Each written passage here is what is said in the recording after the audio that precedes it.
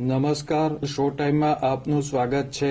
ભાવનગરના ગંગાજળિયા તળાવ નજીક આવેલ દરબારી કોઠાર તરફ જવાના રોડ પર આવેલ એક પ્લાસ્ટિકની દુકાનમાં આગ લાગતા ફાયર વિભાગની ટીમ દ્વારા આગ બુઝાવવામાં આવી હતી.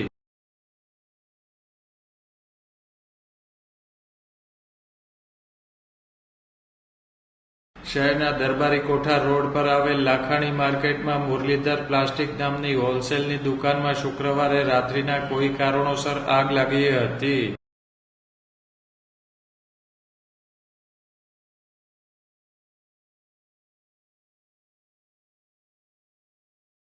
આ બનાવની જાણ થતાં ફાયર વિભાગની ટીમ બનાવ સ્થળે પહોંચી હતી અને 2 ગાડી પાણીનો છંટકાવ કરી આગ બુઝાવી હતી.